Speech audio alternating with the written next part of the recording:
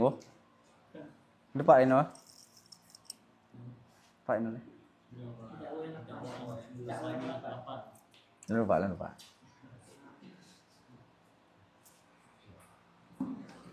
Kita mulai Ustaz ya.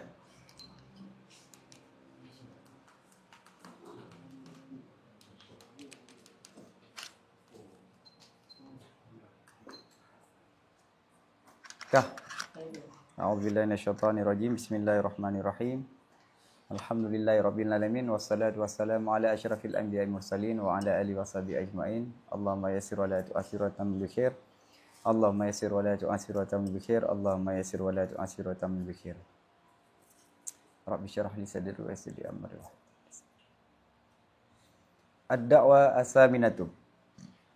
Nadda'i anna Allah Ta'ala munazzahun an yusafa bil istiqrari 'ala al-'arsy.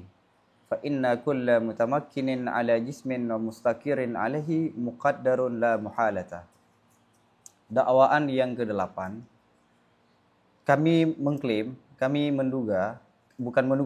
mendakwakan bahwa sungguh Allah Ta'ala itu dibersihkan, disucikan daripada bahwa distatuskan akan Tuhan, akannya Allah dengan bertempat di atas arasy. Kenapa?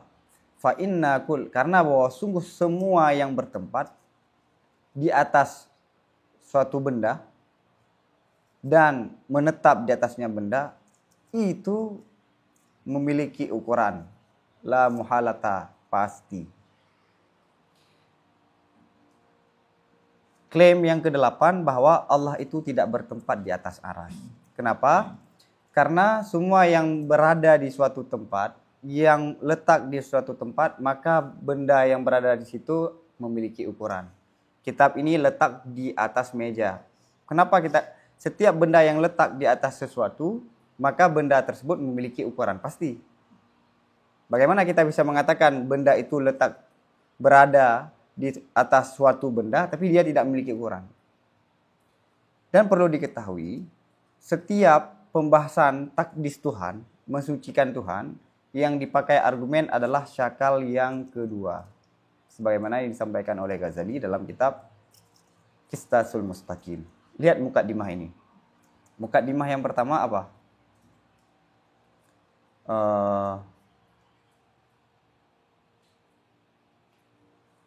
Innallaha ta'ala munazzahun an yusafa bil istiqrari 'alal arsy.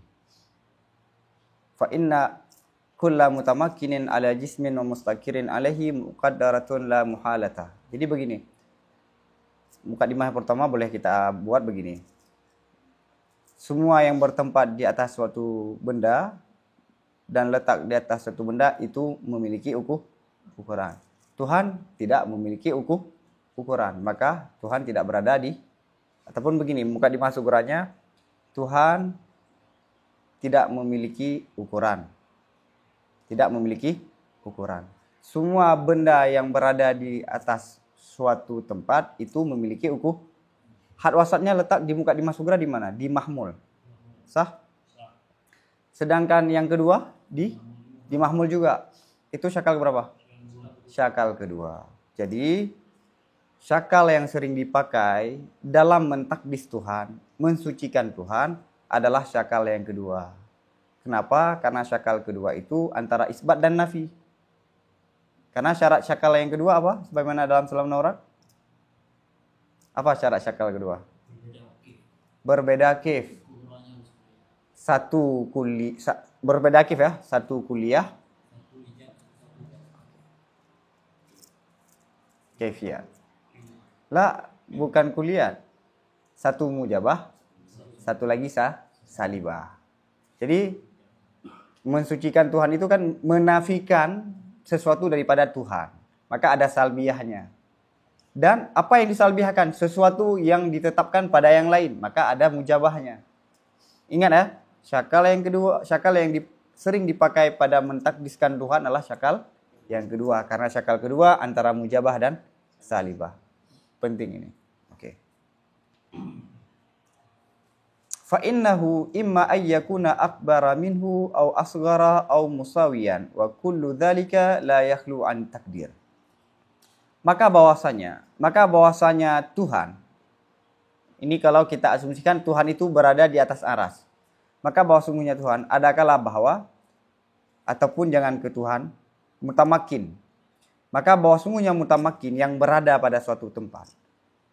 Ima ada kala bahwa ada dianya mutamakin yang berada di suatu tempat itu lebih besar daripada yang ditempati, ataupun lebih kecil daripada yang ditempati, ataupun yang sama.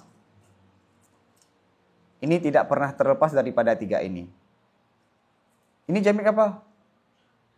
Jamik apa ini? Manik umma. Oke. Wa kullu dzalika la yakhlu ani taqdir, dan semua sedemikian, apakah dia kecil, besar dan sama, tidak terlepas daripada ukuran.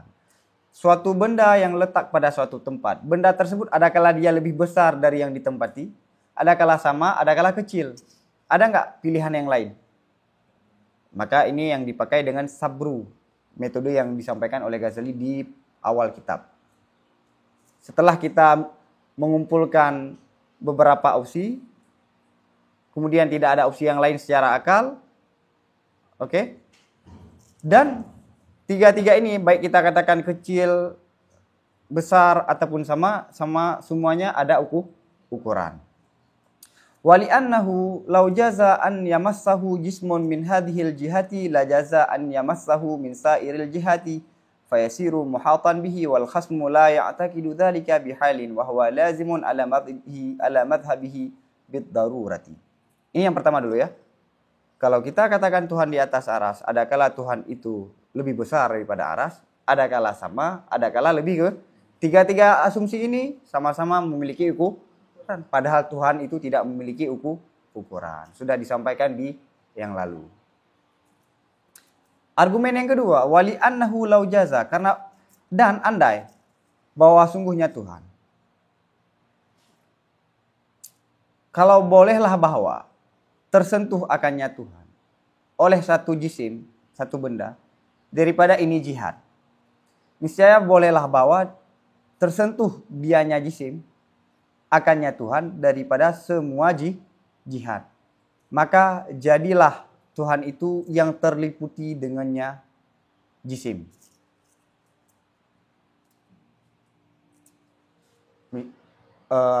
Alam semesta kalau kita asumsikan bulat. Kalau boleh berada di samping, kan boleh di kanan. Kalau berada di kiri, boleh di atas, boleh di bawah, boleh di depan, boleh di belakang. Jadi kalau boleh di sini, maka di tempat yang lain juga sama. Kalau begitu, maka Tuhan itu meliputi semuanya. Semua bagian alam ini, ataupun semua bagian aras, terliputi ini kena. Ukurannya begini.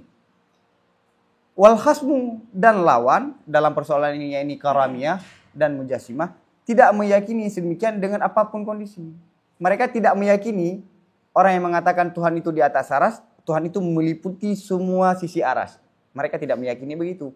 Wahwa padahal dianya kesimpulan, yakni kesimpulan Tuhan itu diliputi oleh aras, itu lazim, konsekuensi berdasarkan mazhabnya lawan, bil darurah, secara pasti. Ada satu kaidah lazimul mazhab, ada satu lagi lazimul mazhab laisa bimazhab. Konsekuensi daripada suatu pendapat itu adalah pendapat. Konsekuensi daripada suatu pendapat itu bukanlah pendapat. Lazimul mazhab lazimul mazhab laisa bimazhab. Orang meyakini Tuhan itu di atas arsy. Itu mazhabnya ya, pendapatnya. Lazim daripada pendapat itu, Tuhan itu memiliki ukuran. Itu lazim pertama. Lazim memiliki ukuran hadis. Kalau hadis maka bukan tuh. Maka orang yang meyakini Tuhan di atas aras, sama dengan dia mengatakan Tuhan itu hadis. Tapi berdasarkan yang lazim keberapa itu. Jadi mereka cuma berpendapat apa? Tuhan di atas aras. Ini mazhabnya. Konsekuensi daripada pendapat itu memiliki ukuran. Maka lazimul mazhab, maka yang kita kritik apa? Kalau kamu meyakini Tuhan di atas aras, kamu sama dengan meyakini Tuhan itu memiliki bentuk. Oh enggak, saya enggak meyakini begitu. Saya hanya meyakini Tuhan di atas arsy. Tapi lazim itu adalah hasil daripada mazhab, daripada pendapatnya. Ada terjadi perdebatan di kalangan para ulama. Konsekuensi daripada satu pendapat, apakah dihubungkan kepada pendapat itu ataupun tidak? Paham? Dia cuma seperti Mujasimah. Ibnu Taimiyah mengatakan Tuhan memiliki arah. Sama dengan Tuhan itu memiliki bentuk. Apakah memiliki bentuk itu boleh nggak kita nisbah dia berpendapat begitu ataupun di khilaf? Ada yang mengatakan dinisbahkan, ada yang mengatakan tidak. Maka jangan selalu lazim daripada suatu pendapat kita serang. Dia hanya meyakini dengan itu, lebih dari itu enggak. Para ulama membedakan, kalau lazim bain bimakna akhas, lazimul mazhab, mazhab. Kalau lazim bain bimakna am, lazimul mazhab, laisa bimazhab. Ini penting. Makna lazim bain bimakna akhas apa? Tidak mungkin dia mentasawurkan mazhum tanpa mentasawurkan lazim. Berarti saat dia berpendapat itu pasti terlintas dalam pikirannya lazimnya. Maka lazim itu dinisbahkan kepada pendapatnya. Dia juga meyakini lazim daripada itu, walaupun nggak diucapkan. Dia hanya mengucapkan Tuhan itu di atas aras.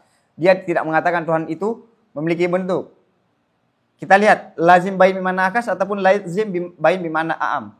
Kalau lazim bimana akas walaupun nggak diucapkan, itulah pendapatnya. Itulah pendapat. Ada orang yang mengkritisi Al-Quran. Bukan Al-Quran yang dia kritisi. Ada ikhtilaful riwayah. Ada riwayat yang syad. Itu memberi pengaruh bahwa ada pengaruh manusia dalam Al-Quran. Boleh nggak kita serang? Dia itu ingin mengatakan Al-Quran itu adalah bukan wahyu? Apakah boleh kita katakan bahwa dia sedang menistakan Al-Quran? Enggak, dia enggak meyakini begitu. Maka jangan serang seseorang yang tidak disampaikannya. Yang tidak diyakininya kecuali yang lazim baik bimana akhas daripada pendapat itu. Sering kita temukan argumen-argumen begitu. Kalau dia mengkritisi fikih. Misalnya saya mengkritisi pusiju misalnya. Ataupun maulid Nabi.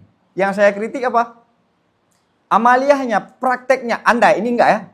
Andai. Bahaya, birum begah contohnya. Oke. Apakah lazimnya saya tidak mencintai Nabi?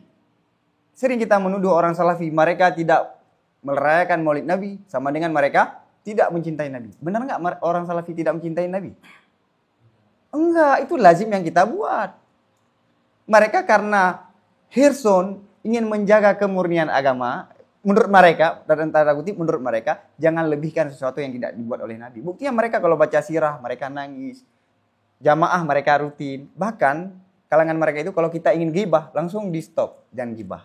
Itu bentuk praktek daripada amaliyah Nabi. Jadi tidak lazim mereka tidak mencintai Nabi gara-gara tidak menganjurkan maulid.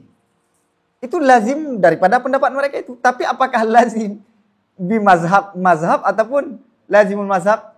Laisa bimazhab. Laisa bimazhab. Ini kaidah yang sangat penting. Yang kedua, Mu'tazilah mengatakan manusia menciptakan perbuatannya. Benar? Disampaikan oleh sebagian para ulama bahwa Mu'tazilah telah mensyirikkan Tuhan. Karena sudah menetapkan bahwa selain Tuhan ada yang menciptakan. Tuhan menciptakan. Mu'tazilah mengatakan manusia menciptakan perbuatannya. Aktivitas sehari-hari itu adalah berasal daripada manusia. Sama dengan ada yang menciptakan yang lain. Syirik enggak? Syirik kan? Nah, padahal tujuan Mu'tazilah ingin di belakang pendapat bahwa manusia menciptakan perbuatannya sendiri, ingin menegaskan Tuhan itu suci daripada keburukan. Karena manusia itu identik melakukan hal-hal yang salah, hal-hal yang buruk. Kalau kita katakan ini Tuhan yang menciptakan, maka Tuhan telah menciptakan keburukan. Dan itu tidak baik menurut mereka. Mereka berpendapat itu untuk mensucikan Tuhan, bukan untuk menistakan Tuhan. Maka kita serang Mu'tazilah. Kalau kamu berpendapat begitu, kamu telah syirik. Itu adalah lazimul mazhab, laisa bimazhab. Ini kaidah yang sangat penting yang harus sering kita praktek. Jangan begitu ada seorang berpendapat, berarti kamu mengatakan begini. Ada kan? Oh, kalau kamu mengatakan begini, maka begini. Kan enggak. Berarti misalnya, Saya kritik Ghazali misalnya. Saya mengkritisi dengan salah satu pendapat. Berarti kamu tidak menghargai ulama. Kan Ghazali ulama. Yang dikritik salah satu pendapat yang dihubungkan dengan umumnya. Lazimnya. Tapi lazim yang jauh. Enggak. Kan sering kan? Oh berarti, apalagi dalam keadaan perpolitikan sekarang, menuju pilkada, ada orang, berarti kamu nggak mencintai ulama, nggak pilih apa yang dipilih oleh ulama. Emang lazim. Kalau dia nggak mengikuti perintah seorang ulama mengatakan, pilihlah nomor sekian, bahaya nih ya. Nomor berapa gitu? Nomor 8. Nah, nggak ada 8 kan? Nah, nomor 8. Kemudian dia nggak mengikuti gurunya. Berarti kamu telah tidak menghargai gurumu. Lazim memang, lazim. Karena kan nggak mengikuti. Salah satu, kalau menghargai itu kan mengikuti kan? Tapi yang jauh. Mengikuti di bagian yang lain. Ini aja nggak diikuti. Mana boleh kita katakan dia nggak mengikuti. Iya, saya nggak mengikuti di bagian ini. Tapi saya mengikuti di banyak hal dalam persoalan yang lain. Jadi itu lazimul mazhab, laisa bimazhab. Karena lazim yang jauh. Tapi lazim yang bimazhab, tidak mungkin seseorang mentasawurkan itu tanpa mentasawurkan lazim. Misalnya, Abia, saya mengatakan, Abia nggak hadir misalnya. Beliau sudah nikah. Yang kebayang dulu apa? Nikahnya langsung ataupun Abia yang begini kemudian menikah. Kerja otak itu memikirkan ini dulu kan? Ada intikal. Ataupun Abia itu sudah putih misalnya. Misalnya, yang kebayang dulu apa? Yang ini baru yang kebayang ghairul infikak, nggak bisa dipisahkan. Untuk itu lazimul mazhab bimazhab. Yang urai ini adalah Syekh Zahid Qausari dalam Muqaddimah Saifus Sakil karya Tajuddin Subki. Oke ya? Oke.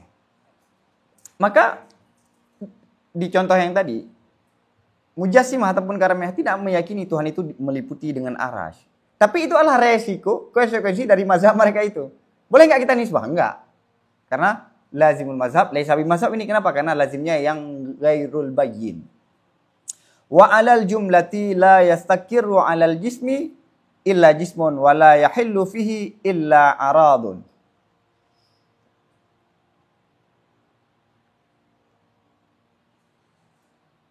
Kesimpulan, wa 'alal jumlah itu maknanya kesimpulan. Kesimpulannya tidak berada di atas suatu benda kecuali dia itu benda, dan tidak bertempat padanya benda kecuali arat.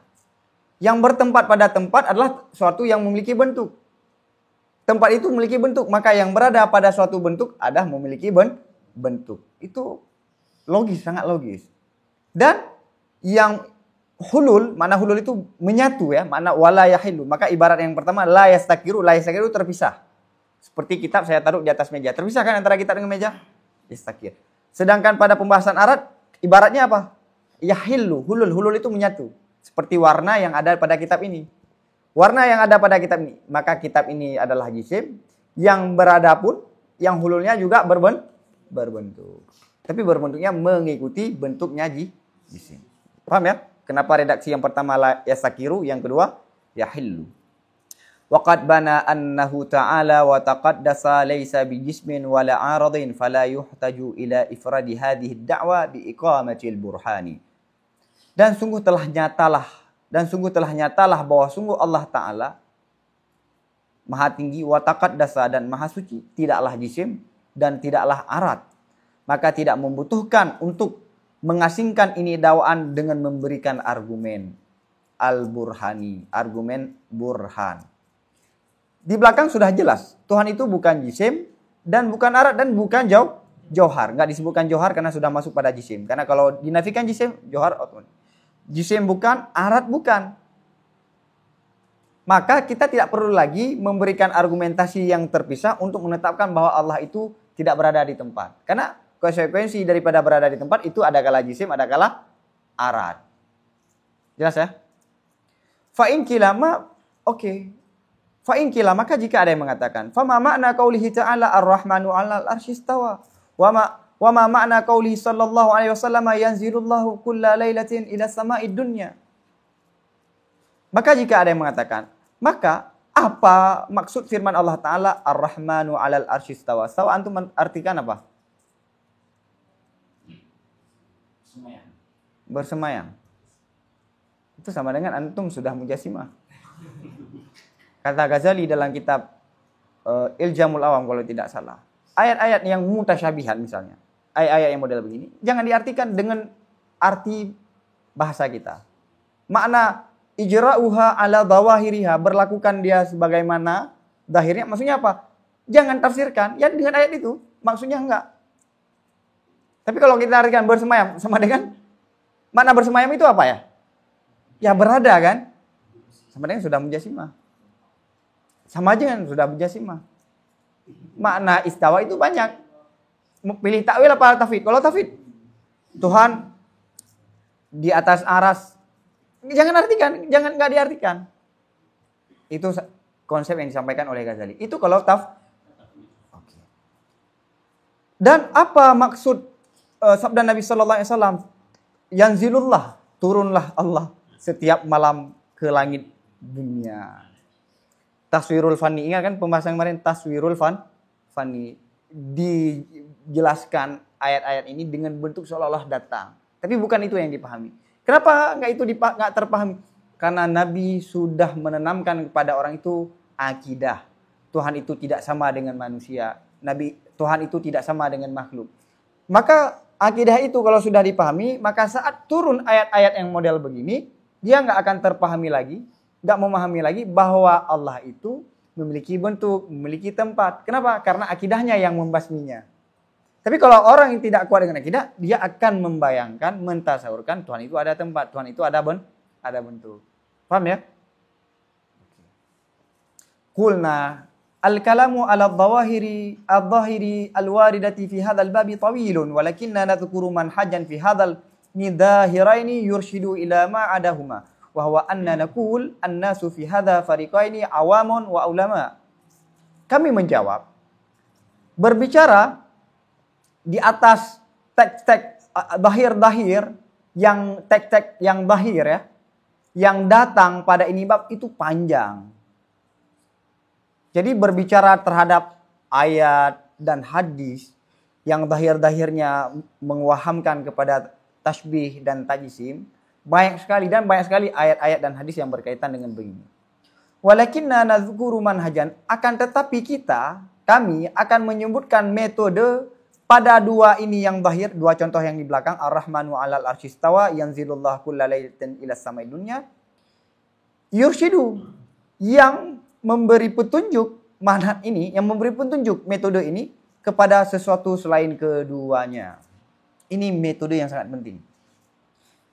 Ada dua contoh yang diterangkan oleh Ghazali berdasarkan lisan lawan. Kata Ghazali, ini banyak sekali ayat-ayat dan hadis yang begini. Tapi saya akan memberikan metode. Dengan metode ini kamu bisa menjawab ayat-ayat dan hadis-hadis yang selain kedua ini. Begitulah seorang guru. Guru itu hanya memberi petunjuk.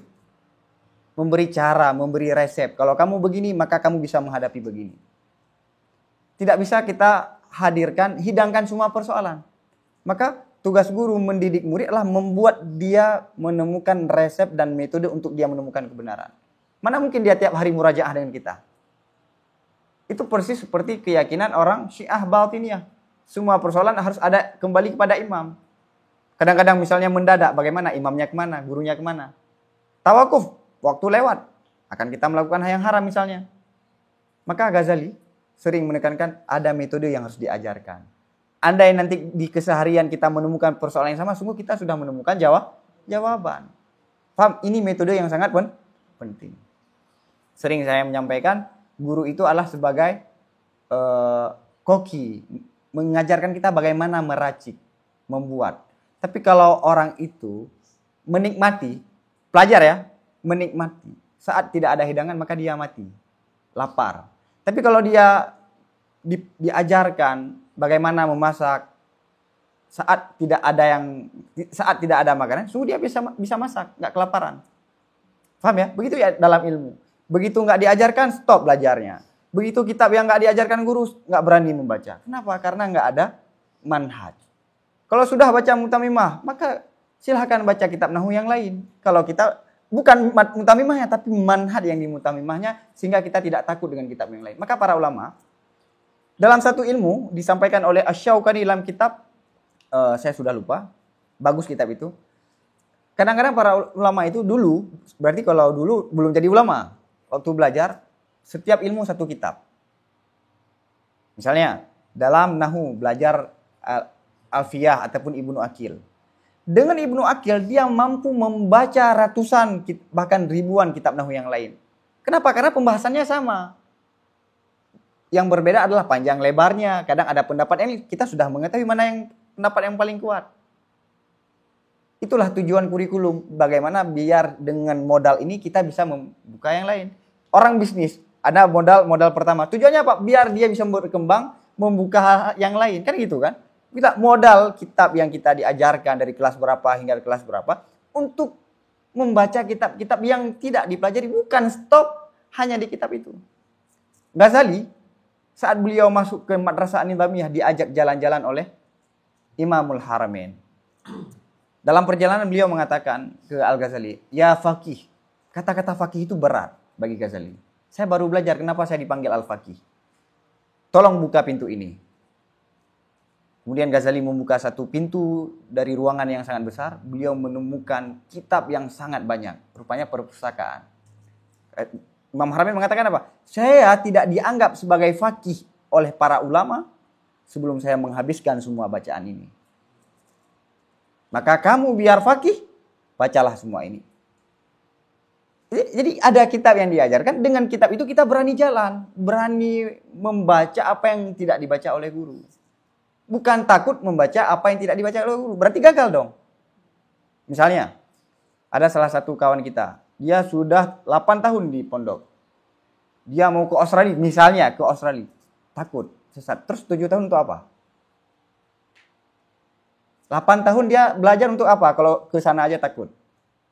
Bukankah untuk mendoktrin, mengkaderkan, membuat identitas yang bagus? 7 tahun, 8 tahun. Kenapa takut? Sekarang misalnya ke Maroko ataupun ke Yaman ataupun ke Mesir.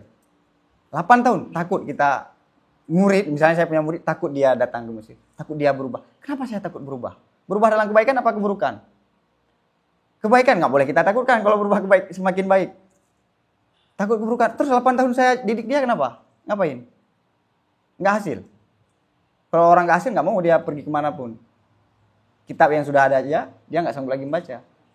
Jadi, kalau kita takut terhadap perkembangan anak misalnya, berarti kita gagal. Iya kan? Oke, dah. Ini udah di luar pembahasan.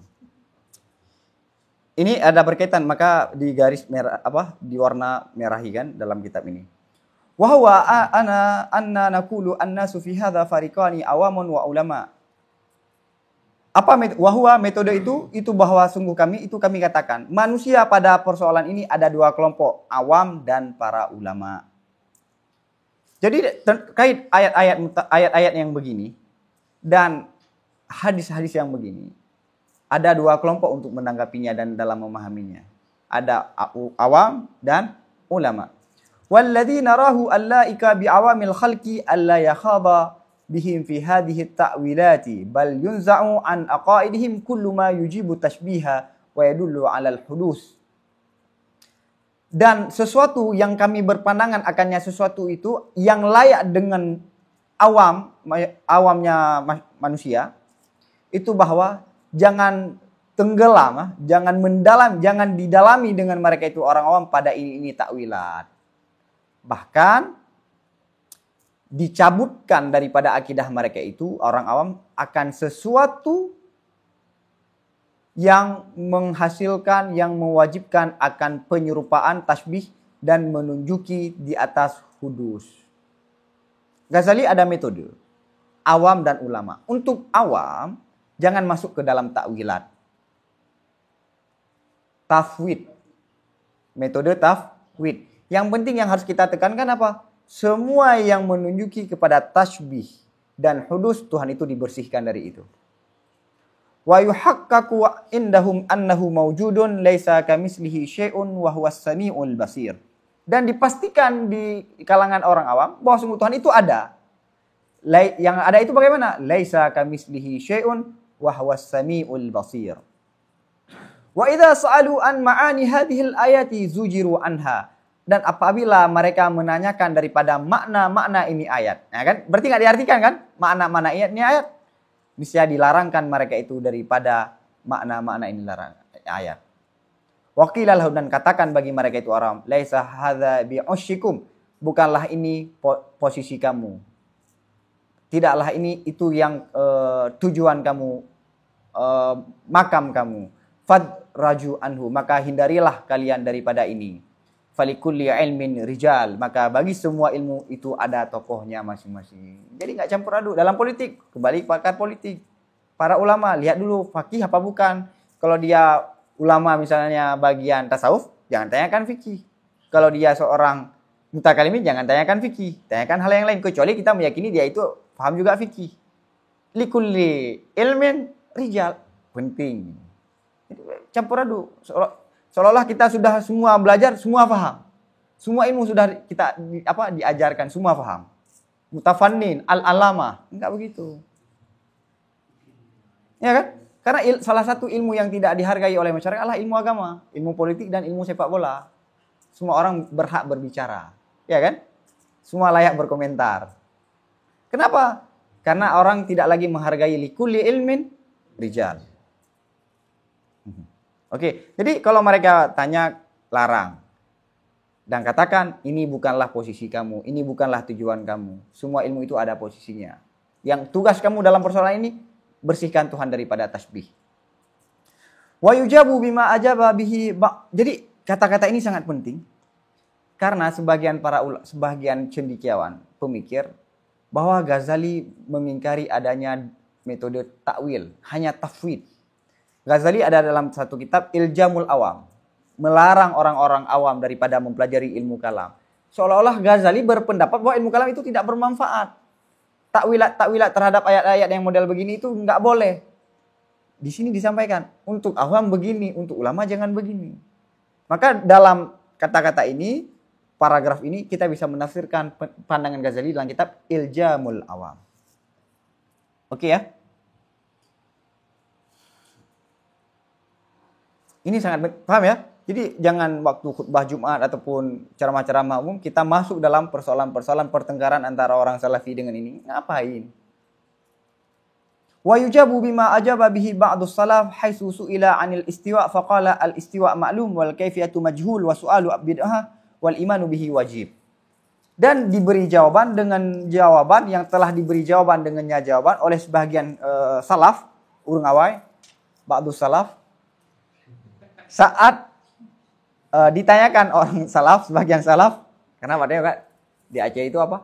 Urang awai. Kata orang awal, orang dulu. Orang dulu itu mana? Salafus saleh atau siapa? Daripada istiwa. Dulu ada yang menanyakan sebagaimana pada Imam Malik dan banyak dalam riwayat-riwayat yang lain. Apa makna istiwa? Faqala, Imam Malik menjawab. Faqala. Di sini sebagian salaf dikatakan ya.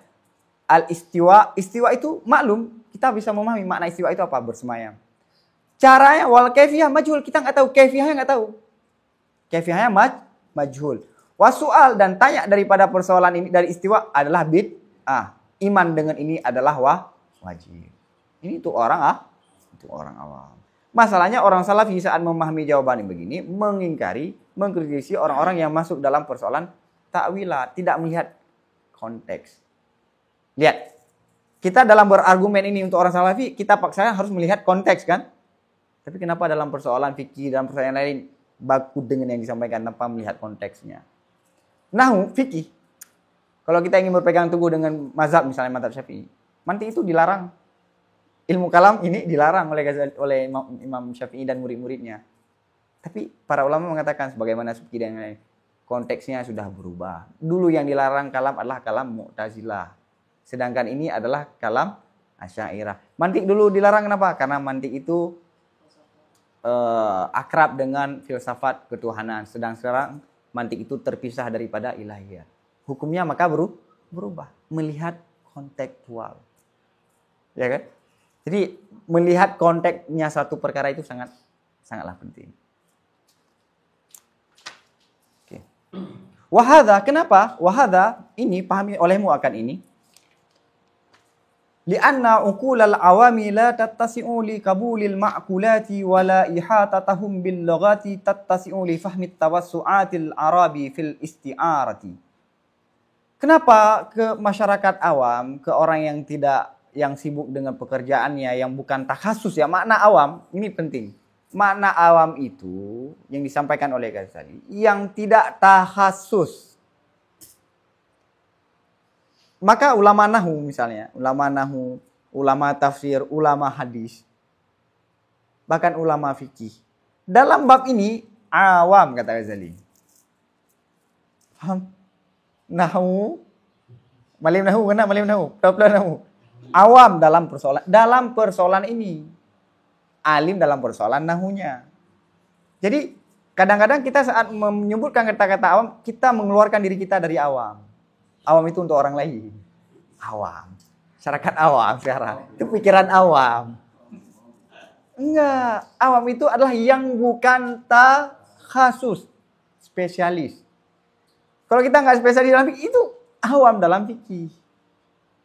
Hanya mengenal saja, hanya mengetahui saja. Maka penting sekarang menyadarkan orang yang tidak sadar akan dirinya bahwa dia itu awam. Oke ya. Disampaikan dalam kitab Iljamul Awam. Penafsiran daripada awam. Ya. Karena bahwa sungguh akalnya orang awam itu tidak cukup, tidak luas untuk memahami logika-logika persoalan-persoalan yang didapatkan oleh akal. Wala dan tidak meliputinya mereka itu, penguasaan mereka itu dengan bahasa-bahasa yang mampu mereka itu untuk memahami perluasan percakapan Arab dalam isti'arah, dalam peminjaman lafal kepada makna yang berbeda, bukan pada makna yang dimaksudkan.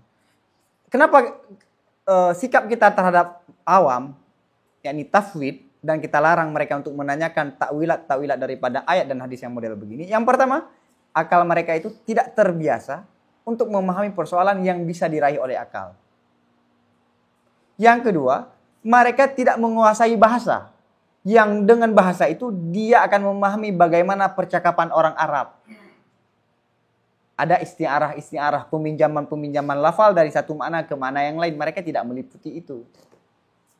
Karena itulah kita larang. Wa ammal ulama fallaiku bihim ta'arrufu dzalika wa tafahumuhu. Adapun para ulama, maka yang layak dengannya para ulama mengenal, mengetahuinya sedemikian dan memahaminya sedemikian. Yakni apa yang dimaksudkan daripada setiap ayat dan hadis itu. Walastu aqulu inna dzalika fardhu'in. Ini yang layak, kata Ghazali apa? Lihat. Al-laik, yang layak, bukan yang fal wajib. Al-laik, yang layak, yang pantasnya. Walastu aqulu, dan aku tidaklah berpendapat inna dzalika, bahwa sungguh sedemikian ini memahami makna daripada ayat-ayat itu fardhu'in. Itlam yarid bihi taklif. Kenapa? Karena tidak datang dengannya persoalan itu, yakni persoalan memahami ayat itu oleh taklif. Tidak ada taklif perintah. Mana taklif? Perintah untuk memahami ini.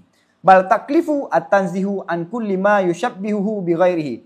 Bahkan perintah taklif yang dibebankan adalah membersihkan daripada semua perkara yang menyerupai perkara itu akan Tuhan dengan selainnya Tuhan. Yang pertama, yang menyerupai sesuatu akannya Tuhan dengan selain itu.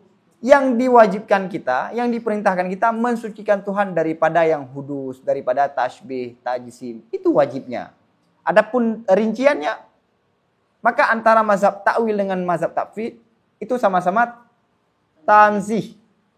Yang satu tanzihnya secara ijmali, pokoknya Tuhan tidak sama dengan makhluk. Sedangkan satu lagi tanzih yang secara tafsili. Fa amma ma'anil Qur'an fala yukallaful a'yanu fahma jami'iha. Maka adapun memahami makna Al-Qur'an, ayat-ayat itu bagian dari Al-Qur'an enggak? Bagian dari Al-Qur'an. Maka tidak dibebankan akan semua manusia akan memahami semua makna-makna Al-Qur'an. Tidak dibebankan untuk kita untuk memahami semua makna-makna daripada Al-Qur'an. Imam Ghazali menyampaikan dalam kitab Al-Mustasfa bahwa secara zahir, al-zahiru anna Allah Ta'ala la yukhatibul Arab bima la sabila ila ma'rifatihi li ahadin minal khalqi. Secara zahir, Allah itu tidak berdialog dengan orang Arab dengan sesuatu yang mereka tidak ada cara untuk mengetahuinya. Anda boleh nggak dalam Al-Quran itu ada ayat yang tidak bisa dipahami oleh masyarakat Arab? Nggak boleh, kan sia-sia. Ada ungkapan yang tidak ada makna.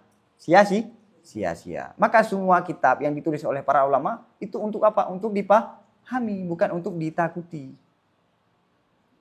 Jadi ada kitab-kitab besar, takut kitab. Ditulis untuk dipelajari, untuk dipahami, bukan untuk ditakuti. Kan tapu burung.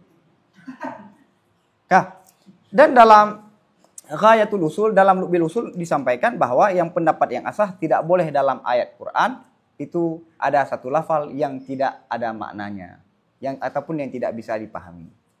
Terus bagaimana dengan ayat-ayat yang ada di awal? Yasin, Taha. Para ulama memberi jawaban, itu adalah tanda satu surat. Misalnya saya mau baca surat Al-Baqarah, surat ini judulnya. Jadi itu judul daripada setiap dan banyak jawaban-jawaban yang lain. Silahkan baca Al-Mustasfa Ghazali. Walakin lasna nartadi qawla man yaqulu inna dzalika minal mutasyabihati. Namun kami setuju akan pendapat-pendapat orang-orang yang berpendapat inna dzalika, bahwa sungguh sedemikian ayat-ayat hadis-hadis itu bagian daripada mutasyabihat. Ka hurufi awailis sur, seperti huruf-huruf yang ada pada awal surat. Nah, ayat-ayat yang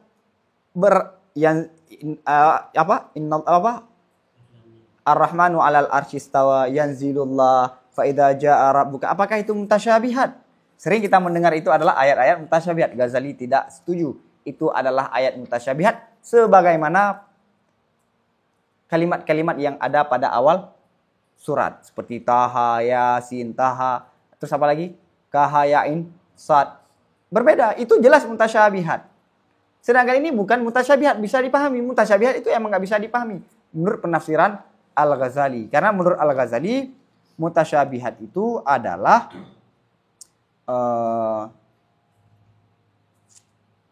mutasyabihat. Di sini disampaikan mutasyabih adalah sesuatu yang masih ada ihtimal. Oke, ada ihtimalnya. Ini tergantung terhadap penafsiran ataupun wakaf pada ayat wa ma ya'lamu ta'wilahu illallah warrasikhuna fil ilmi. Kalau kita wakaf cuma Allah, tidak ada yang mengetahui akan takwilannya kecuali Allah. Maka makna mutasyabihat adalah sesuatu yang tidak bisa dipahami kecuali Allah. Kalau wakafnya wa ma ya'lamu ta'wilahu illallahu warrasikhuna fil ilmi, di situ stopnya, maka persoalan ini yang hanya tahu adalah ulama, Allah dan ulama. Maka ayat-ayat yang begini berdasarkan pendapat Ghazali bisa dipahami karena wakafnya warrasikhuna fil ilmi. Paham ya? Kemudian Ghazali menyebutkan bahwa ayat wa ma ya'lamu ta'wilahu itu berkaitan hari kiamat. Kapan hari kiamat? Cuma Allah yang tahu.